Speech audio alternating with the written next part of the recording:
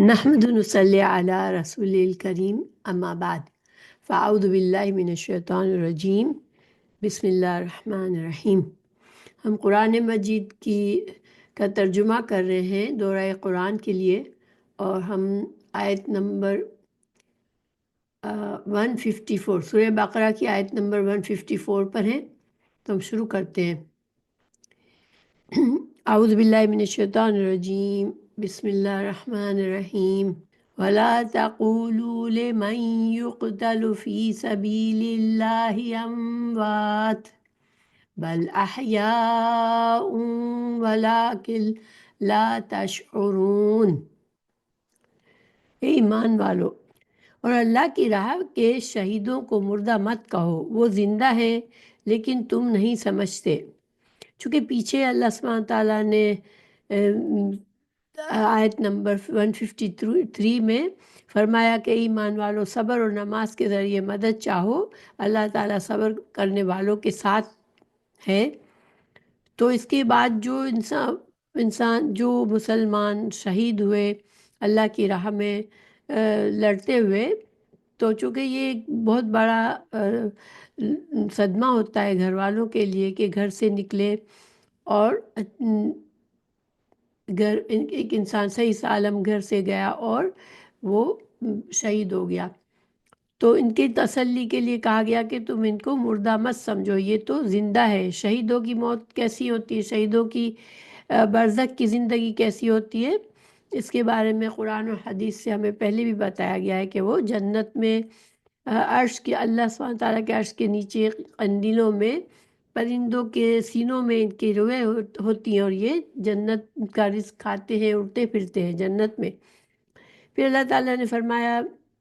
وَلَنَبْلُوَنَّكُمْ بِشَيْءٍ مِّنَ الْخَوْفِ وَالْجُوعِ وَنَقْصٍ مِّنَ الْأَمْوَالِ وَالْأَنفُسِ وَالثَّمَرَاتِ وَبَشِّرِ الصَّابِرِينَ۔ اور ہم کسی نہ کسی طرح تمہاری آزمائش ضرور کریں گے، دشمن کے ڈر سے، بھوک اور پیاس سے، مال و جان اور پھلوں کی کمی سے، اور ان صبر کرنے والوں کو خوشخبری دے دیجئے، کیونکہ دنیا جو ہے آزمائش کی جگہ ہے، تو یہاں پر بہت سی آزمائشیں آئیں گی، اور اللہ تعالیٰ کو بندوں کو دیکھتا ہے کہ کون صبر اور شکر کے ساتھ زندگی گزارتا ہے اور ایمان پر ثابت قدمی کرتا ہے۔ پھر اللہ تعالیٰ نے فرمایا الذین اذا اصابتهم مصیبۃ قالوا انا للہ وانا الیہ راجعون۔ تو جو صابرین ہوتے ہیں ان کی کیا خصوصیت بتائی گئی یہاں کے، جنہیں جب کوئی مصیبت آتی ہے تو وہ کہتے ہیں کہ ہم تو خود اللہ تعالیٰ کی ملکیت ہیں اور ہم اسی کی طرف لوٹنے والے ہیں۔ تو پھر گویا کہ دنیا کا نقصان تو ہوتا رہتا ہے، اپ ڈاؤن زندگی میں چلتے ہیں، ہم تو خود بھی اللہ ہی کی امانت ہے، اللہ تعالیٰ جب چاہے گا ہم اس دنیا سے رخصت ہو جائیں گے۔ اولئک علیہم صلوات من ربہم رحمہ واولئک هم المہتدون۔ اور ایسے لوگوں کے لیے اللہ تعالیٰ نے کیا انعام فرمایا، ان پر ان کے رب کی نوازشیں اور رحمتیں ہیں، اور یہی لوگ ہدایت یافتہ ہیں۔ ان الصفا والمروۃ من شعائر اللہ فمن حج البیت او اعتمر فلا جناح علیہ ان یطوف بہما ومن تطوع خیرا فإن اللہ شاکر علیم۔ صفا اور مروہ اللہ تعالیٰ کی نشانیوں میں سے ہیں، اس لیے بیت اللہ کا حج و عمرہ کرنے والے پر ان کا طواف کر لینے میں بھی کوئی گناہ نہیں ہے۔ اپنی خوشی سے بھلائی کرنے والوں کا اللہ قدردان ہے اور انہیں خوب جاننے والا ہے۔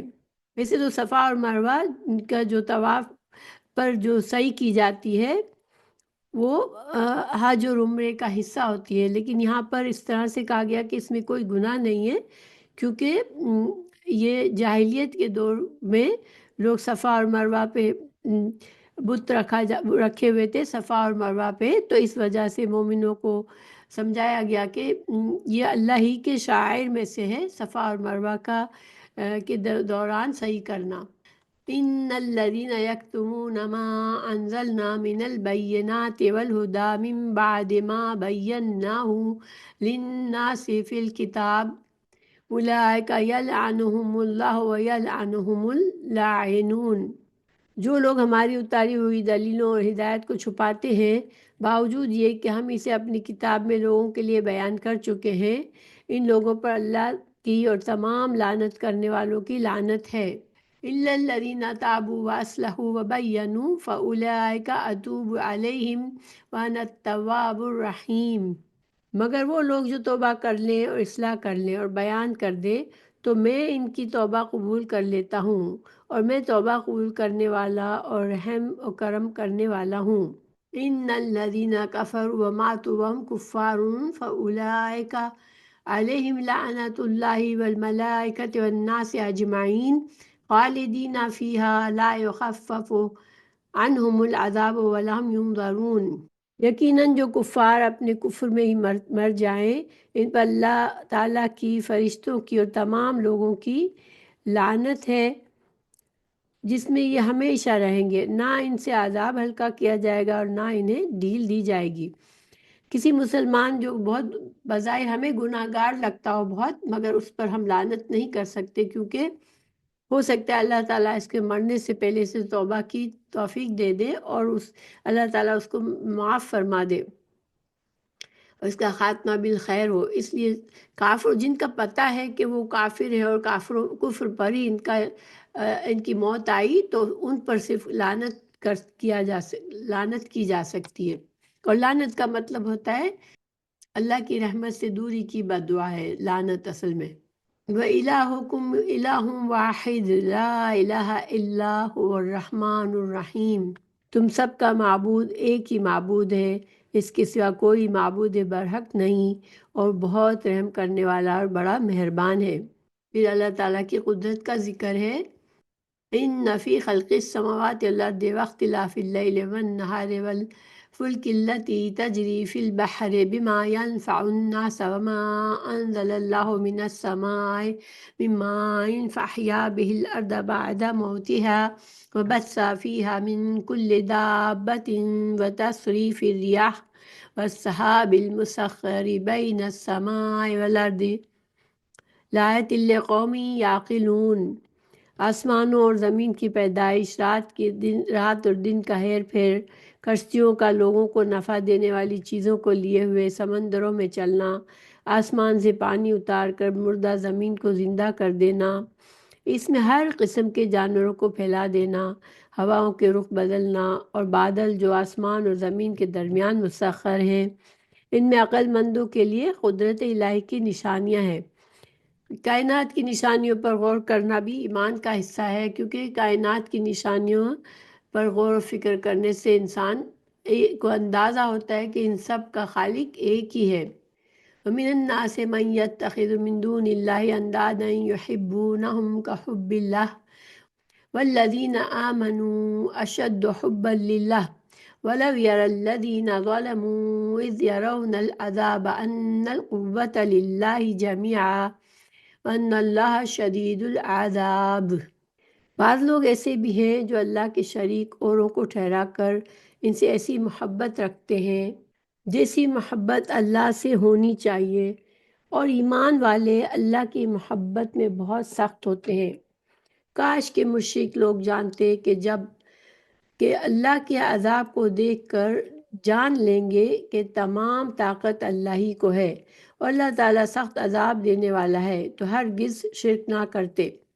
یعنی آخرت میں تو سب کو اندازہ ہو جائے گا، اور جو مجرم جنہوں نے دنیا میں اللہ تمام نشانیوں کو نظر انداز کیا، کائنات کی نشانیوں پر غور و فکر کر کے بھی اپنے رب کو نہ پہچانا، اور انبیاء کرام کی ہدایت لانے کے باوجود اللہ کو نہ پہچانا، تو وہ آخرت میں جان لیں گے۔ دنیا میں تو وہ اپنے معبودوں کی محبت میں مبتلا تھے، مگر اللہ تعالیٰ جب آخرت میں یہ پہچان لیں گے کہ یہ ہمارے جھوٹے معبود جن کی محبت میں ہم نے زندگی گزاری وہ ہمارے کسی کام کے نہیں ہیں، اور اللہ تعالیٰ کے عذاب سے ہمیں اب کوئی نہیں بچا سکتا۔ استبرأ الذین اتبعوا من الذین اتبعوا ورأوا العذاب وتقطعت بهم الأسباب۔ وقال الذين اتبعوا لو أن لنا كرة فنتبرأ منهم كما تبرأوا منا كذلك يريهم الله أعمالهم حسرات عليهم وما هم بخارجين من النار۔ تو آخرت میں جب ان مشرکین کے وہ اپنے ان معبودوں کو دیکھیں گے، جس وقت پیشوا لوگ اپنے تابع داروں سے بیزار ہو جائیں گے اور عذاب کو اپنی آنکھوں سے دیکھ لیں گے اور تمام رشتے ناطے ٹوٹ جائیں گے، یعنی جو دنیا میں ان کی محبتیں تھیں اپنے جھوٹے معبودوں سے، وہ سب اب دشمنی میں بدل جائے گی، کیونکہ وہ بھی ان سے آنکھیں پھیر لیں گے اور تابع دار لوگ کہنے لگیں گے کاش ہم دنیا کی طرف دوبارہ جائیں تو ہم بھی ان سے ایسے ہی بیزار ہو جائیں جیسے یہ ہم سے آج بیزار ہے۔ اسی طرح اللہ تعالیٰ انہیں ان کے اعمال دکھائے گا اور ان کو حسرت دلانے کو یہ ہرگز جہنم سے نہ نکلیں گے۔ تو یہ سب کچھ ان کے لیے حسرت کا سامان ہوگا جب ان کے دنیا کے معبود انہیں ٹھکرا دیں گے اور اس وقت وہ بے بس محسوس کریں گے۔ یا ایھا الناس کلوا مما فی الارض حلالا طیبا ولا تتبعوا خطوات الشیطان انہ لکم عدو مبین انما یأمرکم بالسوء والفحشاء وان تقولوا علی اللہ ما لا تعلمون۔ اللہ تعالیٰ تمام انسانوں سے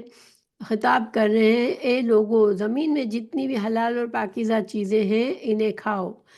پیو اور شیطانی راہ پر نہ چلو،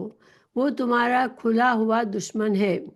وہ تمہیں صرف برائی اور بے حیائی کا اور اللہ تعالیٰ پر ان باتوں کے کہنے کا حکم دیتا ہے جن کا تمہیں علم نہیں۔ وَإِذَا قِيلَ لَهُمُ اتَّبِعُوا مَا أَنزَلَ اللَّهُ قَالُوا بَلْ نَتَّبِعُ مَا أَلْفَيْنَا عَلَيْهِ آبَاءَنَا أَوَلَوْ كَانَ آبَاؤُهُمْ لا يعقلون شيئا ولا يهتدون۔ اور ان سے جب کبھی کہا جاتا ہے کہ اللہ تعالیٰ کی اتاری ہوئی کتاب کی تابع داری کرو تو جواب دیتے ہیں کہ ہم تو اس طریقے کی پیروی کریں گے جس پر ہم نے اپنے باپ دادا کو پایا، گو ان کے باپ دادے بے عقل اور گمراہ ہوں۔ مثل الذین کفروا کمثل الذی ینعق بما لا یسمع الا دعاء ونداء ثم بکم عمی فہم لا یعقلون۔ کفار کی مثال ان جانوروں کی طرح ہے جو اپنے چرواہے کی صرف پکار اور آواز ہی کو سنتا ہے اور وہ کچھ سمجھتے نہیں، وہ بہرے گونگے اندھے ہیں، انہیں عقل نہیں۔ یعنی جس طرح جانوروں کو ہانکا جاتا ہے تو جانور یہ نہیں سنتے، یہ نہیں سمجھتے کہ ان سے کیا کہا جا رہا ہے، بس وہ ایک آواز کو سنتے ہیں اور اس آواز کی وجہ سے وہ اس کے پیچھے چلتے ہیں۔ تو یہی حال کافروں کا ہے کہ وہ دنیا میں نہ اللہ تعالیٰ کی کتابوں کو سنتے ہیں، نہ ہدایت کی بات کو سنتے ہیں، اندھے بہرے گونگے، نہ اپنی آنکھوں کانوں اور دل کا جو سوچنے سمجھنے کی صلاحیتیں اللہ نے دی ہیں اس کو استعمال کر کے حق کو پہچانتے ہیں۔ یا ایھا الذین آمنوا کلوا من طیبات ما رزقناکم واشکروا للہ ان کنتم ایاہ تعبدون۔ پیچھے تمام انسانوں کو اللہ تعالیٰ نے حلال اور طیب کھانے کے لیے فرمایا، اب یہاں پر مسلمانوں سے کہا جا رہا ہے کہ اے ایمان، تم پر مردہ اور بہتا ہوا خون اور سور کا گوشت اور ہر وہ چیز جس پر اللہ کے سوا دوسروں کا نام پکارا گیا ہو حرام ہے۔ پھر جو مجبور ہو جائیں اور وہ حد سے بڑھنے والا اور زیادتی کرنے والا نہ ہو تو اس پر ان کے کھانے میں کوئی گناہ نہیں، اللہ تعالیٰ بخشش کرنے والا مہربان ہے۔ تو یہاں پر جو حرام چیزیں ہیں وہ بتا دی گئی کہ مردار کا گوشت نہیں کھایا جا سکتا، بہتا ہوا خون جب جانور کو ذبح کیا جاتا ہے تو اس کا جو خون بہتا ہے اس کو نہیں پیا جا سکتا، سور کا گوشت اور سور سے تعلق رکھنے والی اس کی تمام چیزیں، اس کی جلد، اس کی ہڈیاں، ہر چیز حرام ہے۔ اور اس کے علاوہ ہر وہ چیز جو اللہ کے علاوہ کسی اور کے نام پر نظر اور نیاز کے طور پر ذبح کی گئی ہو، وہ جانور وہ حرام ہے، اور وہ کھانا جس کو نظر اور نیاز کسی اور بزرگ یا پیر یا کسی بھی بت کے لیے بنایا گیا ہو وہ کھانا بھی حرام ہے۔ لیکن جب انسان ایسی حالت میں ہو گیا ہو کہ اس کے پاس کچھ بھی حلال چیز کھانے کو نہیں، وہ ایسی جگہ پھنس گیا یا ایسے حالات میں آ گیا اور اب اس کو جان کا خطرہ ہے، تو وہ تھوڑا سا اس حد تک کھا سکتا ہے کہ وہ اس میں اس خوشی سے اور پسندیدگی سے نہ کھائے، بس صرف زندہ رہنے کے لیے تھوڑا سا اگر کھا لے اللہ سے ڈرتے ہوئے، تو پھر اس پر گناہ نہیں ہے۔ ان الذين يكتمون ما انزل الله من الكتاب ويشترون به ثمنا قليلا اولئك ما يأكلون في بطونهم الا النار ولا يكلمهم الله يوم القيامة ولا يزكيهم ولهم عذاب أليم۔ بے شک جو لوگ اللہ تعالیٰ کی اتاری ہوئی کتاب چھپاتے ہیں اور اسے تھوڑی تھوڑی سی قیمت پر بیچتے ہیں، یقین مانو کہ یہ اپنے پیٹ میں آگ بھر رہے ہیں۔ قیامت کے دن اللہ تعالیٰ ان سے بات بھی نہ کرے گا، نہ انہیں پاک کرے گا، بلکہ ان کے لیے دردناک عذاب ہے۔ اولئک الذین اشتروا الضلالۃ بالہدی والعذاب بالمغفرہ فما اصبرهم علی النار۔ اور یہ وہ لوگ ہیں جنہوں نے گمراہی کو ہدایت کے بدلے اور عذاب کو مغفرت کے بدلے خرید لیا۔ یہ لوگ آگ کا عذاب کتنا برداشت کرنے والے ہیں، یعنی کہ ان کو پتہ ہے کہ اگر یہ گمراہی کو پسند کر رہے ہیں، گمراہی کو کی طرف جا رہے ہیں، اللہ کے طرف سے آئے ہوئے حق کے راستے، سیدھے راستے کو قبول نہیں کر رہے، تو پھر وہ جہنم کی طرف جا رہے ہیں، تو وہ ایک طرح سے جانتے بوجھتے جہنم کی طرف جا رہے ہیں۔ تو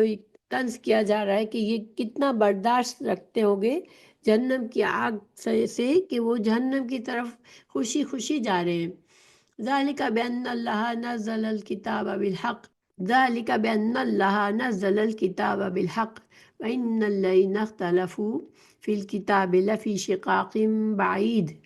ان عذابوں کا باعث یہی ہے کہ اللہ تعالیٰ نے سچی کتاب اتاری اور اس کتاب میں اختلاف کرنے والے یقیناً دور کے خلاف میں ہے۔ تو یہ اللہ سبحانہ تعالیٰ کسی پر ظلم نہیں کرتا، اگر ان کو جہنم میں ڈالا جائے گا تو اس وجہ سے کہ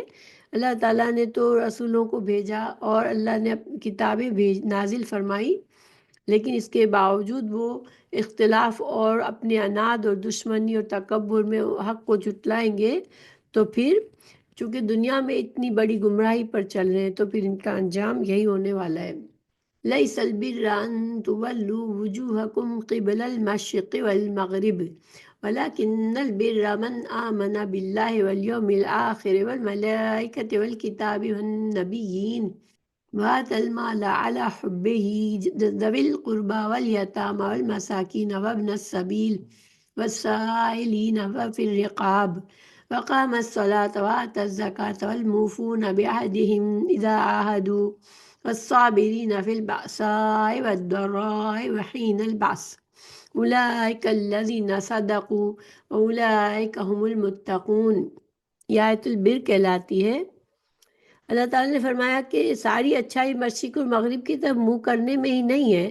بلکہ حقیقی طور پر اچھا وہ شخص ہے جو اللہ تعالیٰ پر، قیامت کے دن پر، فرشتوں پر، کتاب اللہ پر،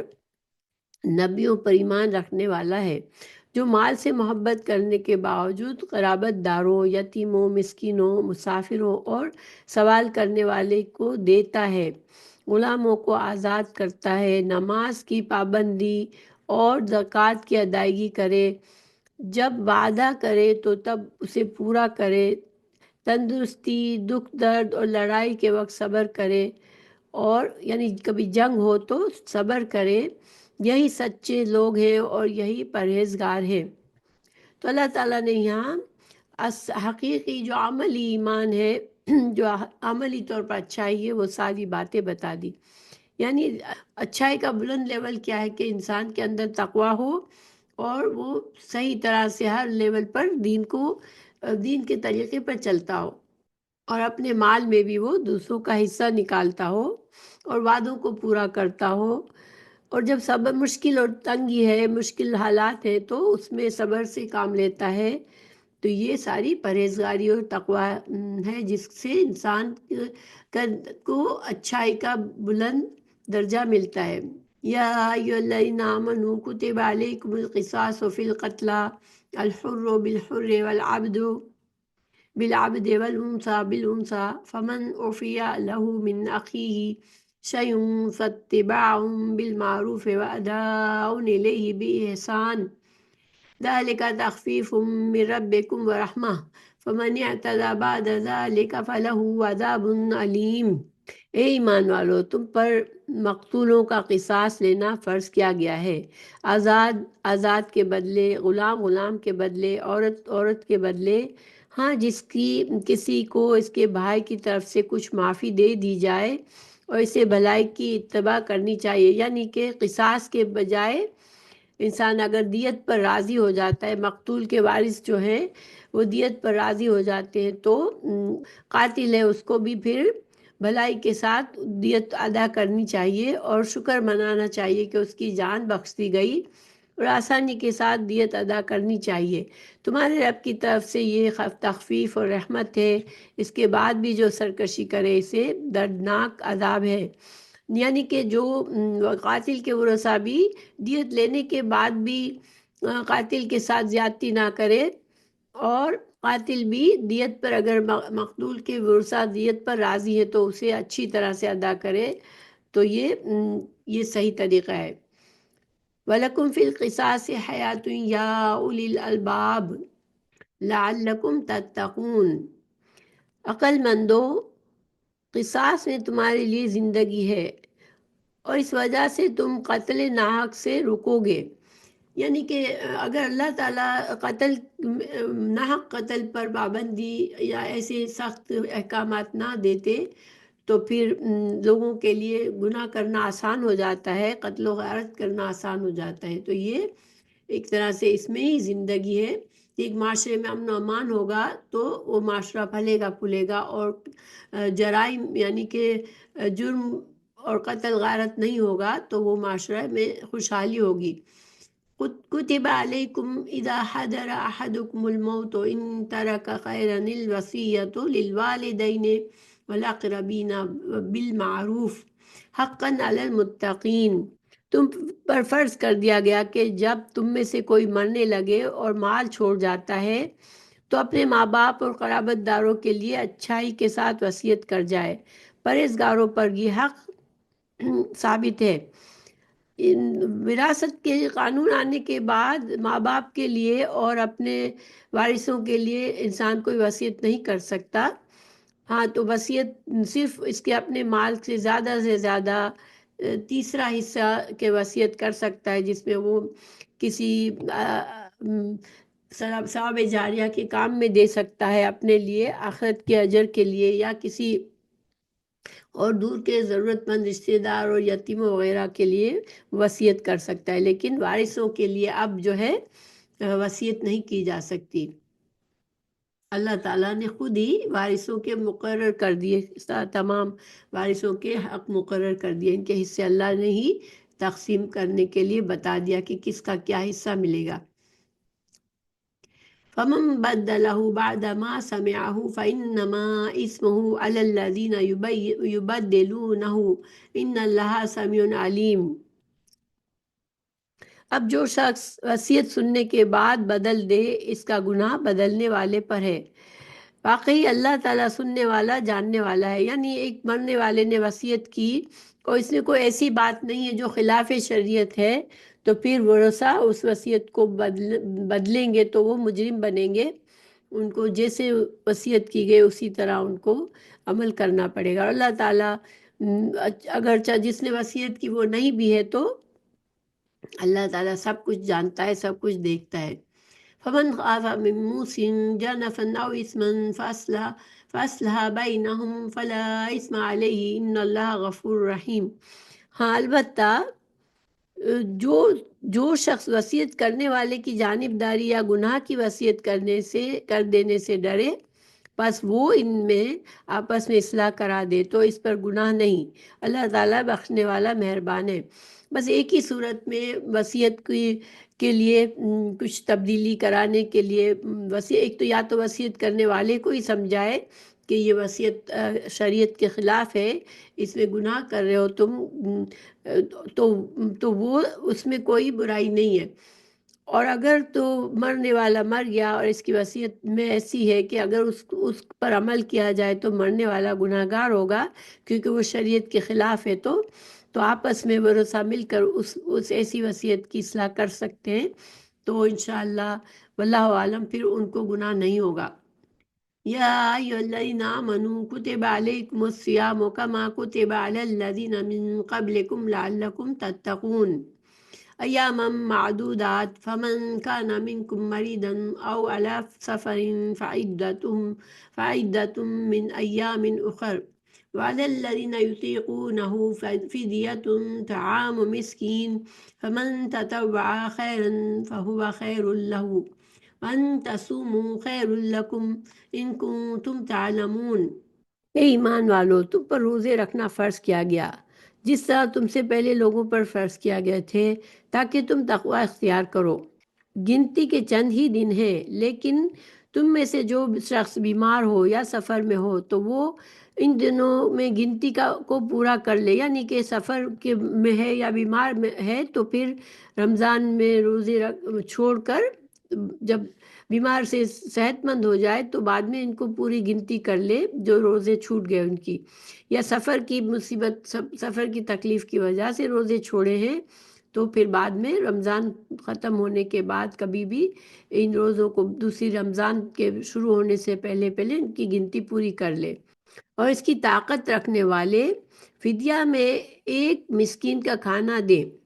پھر جو شخص نیکی میں سبقت کرے وہ اسی کے لیے بہتر ہے، لیکن تمہارے حق میں بہتر کام روزے رکھنا ہی ہے اگر تم علم رکھتے ہو۔ تو یہاں پر اس آیت میں کے دو ترجمے کیے جاتے ہیں عام طور پر۔ ایک تو یہ کہ جب شروع کا دین تھا اور تو لوگوں کو ابھی روزے رکھنے کی عادت نہیں تھی جو مسلمان ہو رہے تھے، تو جو اگر ان کے پاس وہ فدیہ دینے کی طاقت رکھتے تھے روزہ رکھنے کے بجائے تو فدیہ دے سکتے تھے، مگر یہ حکم صرف اس وقت کا تھا۔ اور اگر دوسرا اب اگر ہم دیکھیں تو اس کا حکم کا یہ ہے کہ نہایت مشقت سے روزہ رکھ سکتے ہیں، یعنی کہ بہت زیادہ بڑھاپا ہے یا کوئی ایسی بیماری ہے جس سے ان کو تکلیف ہو جاتی ہے اور وہ روزے رکھنا ان کے لیے مشکل ہو جاتا ہے، تو پھر جب تک شفا یابی نہ ہو، یعنی اگر ایسی بیماری ہے جس سے شفا ہونے کا بھی امید نہیں ہے، یعنی کہ یا تو بڑھاپا ہے یا پھر ایسی بیماری ہے کہ پتہ ہے کہ یہ اب مرتے وقت تک یہ بیماری سے جان نہیں چھوٹے گی اور اس میں روزے رکھنا مشکل ہوتا ہے، تو پھر انسان روزے چھوڑ کر مسکین اس کا فدیہ دے دے اور مسکین کو کھانا بطور فدیہ دے دے۔ تو یہ دو ترجمے ہیں اس کے۔ اور ایک اور رخصت جو ہے وہ دودھ پلانے والی ماؤں کے لیے ہے کہ بچوں کو جب دودھ پلاتی ہیں تو وہ 2 سال کی مدت ہے دودھ پلانے کی، پھر جب حمل ہوتا ہے اس وقت بھی روزے رکھنا مشکل ہوتا ہے۔ اب وہ عورت میں اتنی طاقت نہیں ہے کہ یہ سارے روزوں کی قضائی دے، تو وہ بھی اگر اس کے لیے بہت مشقت ہو جائے گی سارے روزے پورے کرنا، تو پھر وہ بھی اس بیمار کی حکم میں ہے جو کہ دائمی مریض ہے اور وہ روزے نہیں رکھتا، تو پھر وہ بھی فدیہ دے سکتی ہے، مگر آخر میں کہہ دیا گیا کہ اگر تم روزے رکھو تو یہ تمہارے لیے بہتر ہے، تو گویا کہ انسان اپنی پوری کوشش اور نیت رکھے کہ وہ اپنے چھوٹے ہوئے روزے پورے کر لے گا یا کر لے گی، لیکن یہ کہ ایک تھوڑی سی رخصت مختلف حالات میں دی گئی ہے یہاں پر۔ پھر شہر رمضان الذی انزل فیہ القرآن ہدی للناس وبینات من الہدی والفرقان فمن شہد منکم الشہر فلیصمہ ومن کان مریضا او علی سفر فعدۃ من ایام اخر یرید اللہ بکم الیسر ولا یرید بکم العسر ولتکملوا العدۃ ولتکبروا اللہ علی ما ہداکم ولعلکم تشکرون۔ ماہ رمضان وہ ہے جس میں قرآن اتارا گیا جو لوگوں کو ہدایت کرنے والا ہے اور جس میں ہدایت کی اور حق اور باطل کی تمیز کی نشانیاں ہیں، تم میں سے جو شخص اس مہینے کو پائے اسے روزہ رکھنا چاہیے۔ ہاں، جو بیمار ہو یا مسافر ہو اسے دوسرے دنوں میں یہ گنتی پوری کرنی چاہیے۔ اللہ تعالیٰ کا ارادہ تمہارے ساتھ آسانی کا ہے، سختی کا نہیں۔ وہ چاہتا ہے کہ تم گنتی پوری کر لو اور اللہ تعالیٰ کی دی ہوئی ہدایت پر اس کی بڑائی بیان کرو اور اس کا شکر کرو۔ تو یہاں پر ایسے بیمار کا حکم ہے جو کہ وقتی بیماری ہے، اور پھر جب صحت مند ہے تو پھر رمضان کے بعد اپنے روزوں کی گنتی پوری کرے گا۔ اور یہ روزوں کا حکم اللہ کی طرف سے سختی نہیں ہے، بلکہ یہ ہم انسان کو کے اندر تقویٰ پیدا کرتا ہے۔ تو انسان کو چاہیے کہ روزے رکھے، کیونکہ یہ ایک طرح سے انسانوں کی تربیت ہے، اس کے اندر صبر پیدا ہوتا ہے اور اللہ کا شکر پیدا ہوتا ہے۔ وَإِذَا سَأَلَكَ عِبَادِي عَنِّي فَإِنِّي قَرِيبٌ أُجِيبُ دَعْوَةَ الدَّاعِ إِذَا دَعَانِ فَلْيَسْتَجِيبُوا لِي وَلْيُؤْمِنُوا بِي لَعَلَّهُمْ يَرْشُدُونَ۔ جب میرے بندے میرے بارے میں آپ سے سوال کریں تو آپ کہیں کہ میں بہت ہی قریب ہوں، ہر پکارنے والے کی پکار کو جب کبھی وہ مجھے پکارے قبول کرتا ہوں۔ اس لیے لوگوں کو بھی چاہیے کہ وہ میری بات مان لیا کریں اور مجھ پر ایمان رکھیں، یہی ان کی بھلائی کا باعث ہے۔ تو دیکھیں، رمضان کے احکامات، روزوں کے احکامات کے بیچ میں یہ آیت نازل فرما کے ایک طرح سے یہ اشارہ ملتا ہے کہ رمضان میں دعاؤں کی کثرت کرنی چاہیے، اور اللہ تعالیٰ رمضان کے مہینے میں دعائیں جلدی قبول ہوتی ہے، ہمارے لیے اس میں یہ فائدہ ہے۔ پھر رمضان کے مسائل دوبارہ آ رہے ہیں۔